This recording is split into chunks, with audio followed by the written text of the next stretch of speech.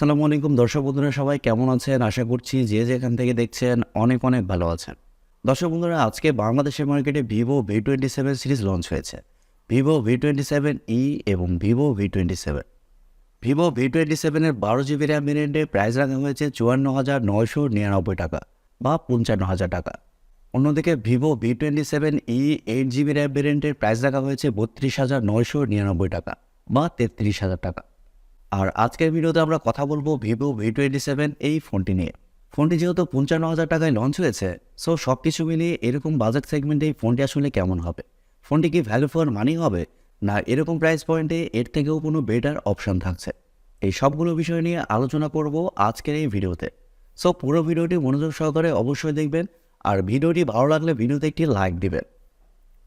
ডিজাইনের কথা বলতে গেলে ভিভো V27 প্রো ওই ফোনটির মতোই এই ফোনটির ডিজাইনটাও হতে চলেছে। ফোনটির ব্যাক সাইডে থাকছে গ্লাস, আর এই ফোনটিতেও ভিভো V25 এর মতো কালার চেঞ্জিং টেকনোলজি ব্যবহার করা হয়েছে, যার কারণে রোদের আলোতে গেলে এই ফোনটির কালার চেঞ্জ হবে। ফোনটির ব্যাক সাইডে থাকছে 3টি ক্যামেরা, আর ক্যামেরা মডিউলের পাশে রিংয়ের মাধ্যমে থাকছে এলইডি ফ্ল্যাশ, যা দেখতে কিন্তু ইউনিক লাগছে। পোর্টস অ্যান্ড বাটন হিসেবে ফোনটির ডান সাইডে থাকছে পাওয়ার বাটন এবং ভলিউম আপ ডাউন বাটন, এবং উপরের দিকে থাকছে নয়েজ ক্যান্সেলেশন মাইক, পাশাপাশি প্রফেশনাল পোর্ট্রেটের ব্র্যান্ডিং থাকছে। তবে বাম সাইডে কিছুই থাকছে না, একেবারে ফাঁকা রাখা হয়েছে। এবং একেবারে নিচের দিকে থাকছে speaker grille, microphone, type C slot এবং সিম কার্ড স্লট, যেখানে আপনারা শুধুমাত্র 2টি সিম কার্ডই ব্যবহার করতে পারছেন। এক্সটার্নাল কোনো মেমোরি কার্ড এই ফোনটিতে ব্যবহার করতে পারছেন না। আর দুঃখজনক হলেও সত্যি যে এই ফোনটিতে আপনারা 3.5mm হেডফোন জ্যাকও পাচ্ছেন না। ফোনটি মার্কেটে 2টি অথবা 3টি কালার ভেরিয়েন্টে পাওয়া যাবে, ব্ল্যাক, মিন্ট ইত্যাদি। আর ভিভো V27 প্রো এই ফোনটির সামনে আসলে আপনারা পেয়ে যাচ্ছেন একটি ফুল ভিউ ডিসপ্লে, যার উপরের অংশে পাঞ্চলের মাধ্যমে বসানো থাকছে সেলফি ক্যামেরাটি। আর পাঞ্চলের সাইজটাও কিন্তু মোটামুটি ঠিকই আছে। তবে ডিসপ্লের ভালো লাগার মতো বিষয় হচ্ছে এই ডিসপ্লেটি হচ্ছে কার্ভ ডিসপ্লে। এর কারণে সামনে থেকে দেখতে ওই ফোনটিকে খুবই সুন্দর লাগছে। আর পাশাপাশি ফোনে থাকছে ইন ডিসপ্লে ফিঙ্গারপ্রিন্ট সেন্সর, যা খুবই ফাস্ট এবং অ্যাকুরেট হবে বলে জানা গিয়েছে। সো ওভারঅল সব কিছু মিলে এই ফোনটির ডিজাইন এবং বিল্ড কোয়ালিটি আপনাদের কাছে কেমন লেগেছে? কমেন্ট করে আপনাদের মূল্যবান মতামত অবশ্যই জানাবেন। আর পার্সোনালি আমার কাছে ওই ফোনটির ডিজাইন খুবই ভালো লেগেছে। আর আপনারা যদি আমাদের চ্যানেলে নতুন হয়ে থাকেন, সেক্ষেত্রে আমাদের চ্যানেলটি সাবস্ক্রাইব করে পাশেই থাকবেন, আর পাশে থাকা বেল আইকনটি প্রেস করে দেবেন। এবারে ডিসপ্লে সেকশন নিয়ে কথা বলতে গেলে এই ফোনেও ভিভো V27 প্রো ওই ফোনটির মধ্যে সেম সাইজ ডিসপ্লে সেটআপ ব্যবহার করা হয়েছে। 6.78 ইঞ্চির একটি ওলেড প্যানেল।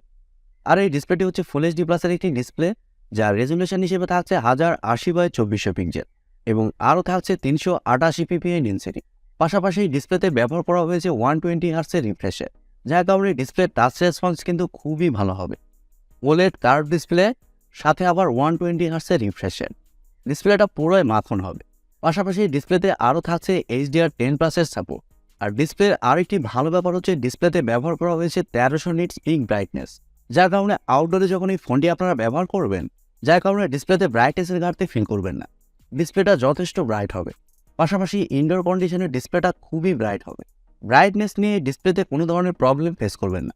পাশাপাশি ওলেড প্যানেল হওয়ার কারণে ডিসপ্লেতে যে কোনো কন্টেন্ট প্লে করলে শার্পনেসের ঘাটতিও ফিল করছেন না।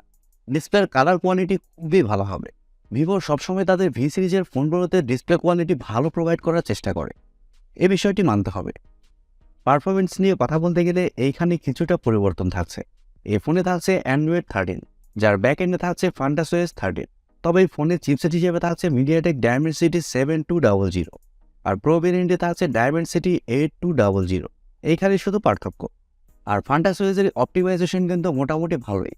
ভিভো সবসময় ভি সিরিজের ফোনগুলোতে ক্যামেরার দিকে ফোকাস করে, তবে ভিভো এই ফোনটিতে পারফরমেন্সের দিকেও খুবই ভালো নজর দিয়েছে, এই বিষয়টি ভালো লেগেছে। ক্যামেরা সেকশন নিয়ে কথা বলতে গেলে এই ফোনটির ব্যাক সাইডে থাকছে 3টি ক্যামেরা, যার মেইন সেন্সর হিসেবে থাকছে 50 মেগাপিক্সেলের একটি ওয়াইড সেন্সর। আর এই সেন্সরে আপনারা ওআইএস পেয়ে যাচ্ছেন, মানে অপটিক্যাল ইমেজ স্টেবিলাইজেশন।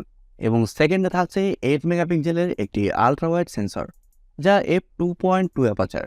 আর এই সেন্সরের মাধ্যমে আপনারা 120 ডিগ্রি এরিয়া পর্যন্ত কভার করতে পারবেন। এবং সবশেষে থাকছে 2 মেগাপিক্সেলের একটি ম্যাক্রো সেন্সর, যা f2.4 অ্যাপারচার। আর ব্যাক ক্যামেরার ফিচার হিসেবে থাকছে ring, LED flash, HDR, panorama. পাশাপাশি ব্যাক ক্যামেরাতে আপনারা সর্বোচ্চ 4K-তে 30 fps শুট করতে পারছেন, এবং 1080p-তেও 30 fps শুট করতে পারছেন। তবে 4K-তে যদি 60 fps শুট করার অপশানটা দেওয়া হতো, তাহলে মনে হয় আর একটু বেটার হতো। ফোনটিতে সেলফি ক্যামেরা হিসেবে থাকছে 50 মেগাপিক্সেলের একটি সেলফি ক্যামেরা, যা f2.5 অ্যাপারচার। আর সেলফি ক্যামেরাতেও আপনারা অটো ফোকাস পেয়ে যাচ্ছেন। পাশাপাশি সেলফি ক্যামেরাতেও আপনারা ডুয়েল এলইডি ফ্ল্যাশের সাপোর্ট পেয়ে যাচ্ছেন, যার কারণে আপনারা লো লাইটেও খুবই ভালো ভালো সেলফি উঠাতে পারবেন। আর মজার ব্যাপার হচ্ছে সেলফি ক্যামেরা দিয়ে আপনারা সর্বোচ্চ 4K-তে শ্যুট করতে পারছেন। ফটো কোয়ালিটির কথা বলতে গেলে ভিভোর ভি সিরিজের ফোনগুলোর ফটো কোয়ালিটি কিন্তু জোস হয়, আর এই ফোনটিরও ফটো কোয়ালিটি খুবই ভালো হবে বলে জানা গিয়েছে। পাশাপাশি যেহেতু ক্যামেরাতে অটো ফোকাস থাকছে, সেহেতু ক্যামেরার রেজাল্ট আর একটু বেটার হবে। আর শোনা যাচ্ছে এই ফোনটিতে স্টেরিও স্পিকার সিস্টেমও ব্যবহার করা হবে, তবে এই বিষয়টি কনফার্ম না। ফোনটিতে আপনারা ওয়াইফাই, ব্লুটুথ, জিপিএস, এনএফসির মতো আরও অনেক ফিচার পেয়ে যাচ্ছেন, এবং ইউএসবিতে থাকছে ইউএসবি টাইপ-সি 2.0। ফোনটির ব্যাটারি এবং চার্জার নিয়ে যদি আমরা কথা বলি, তাহলে এই ফোনে থাকছে 4600 mAh-এর একটি ব্যাটারি, আর ফোনটিকে চার্জ করার জন্য থাকছে 66 ওয়াটের একটি চার্জার।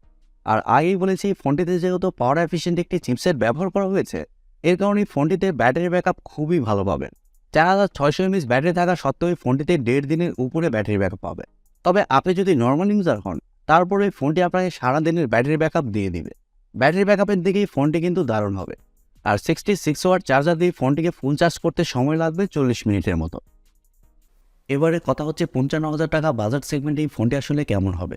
দর্শক বন্ধুরা, ভিভো V25 ওই ফোনটির প্রাইসও কিন্তু বাংলাদেশের মার্কেটে বেশি রাখা হয়েছিল, তবে ওই ফোনটি কিন্তু ওই প্রাইসটা জাস্টিফাই করতো না। তবে 55,000 টাকা বাজেট সেগমেন্টে ভিভো V27 এই ফোনটি একটি ভালো অপশান হতে পারে, কারণ এই ফোনে এরকম বাজেটে থাকছে কার্ভ ডিসপ্লে, পাশাপাশি মিডিয়াটেক ডায়মেনসিটি 7200 চিপসেট এবং 50 মেগাপিক্সেলের ক্যামেরা সেটআপ। সো আমার মনে হয় আপনারা যারা এরকম বাজেটে ভিভোর একটি কার্ভ ডিসপ্লেওয়ালা ফোন নিতে চান, তারা এই ফোনটির দিকে যেতে পারেন। প্রিয় দর্শক বন্ধুরা, এই ছিল আজকের ভিডিওটি আপনাদের কাছে কেমন লেগেছে কমেন্ট করে অবশ্যই জানাবেন। আর ভিডিওটি যদি সত্যিই ভালো লেগে থাকে, তাহলে TechTube চ্যানেলটি সাবস্ক্রাইব করবেন এবং ভিডিওতে একটি লাইক দিবেন। সো আজকের মতো এই পর্যন্তই, দেখা হবে কালকের ভিডিওতে। সবাই অনেক অনেক ভালো থাকবেন এবং সুস্থ থাকবেন। খোদা হাফেজ, টাটা।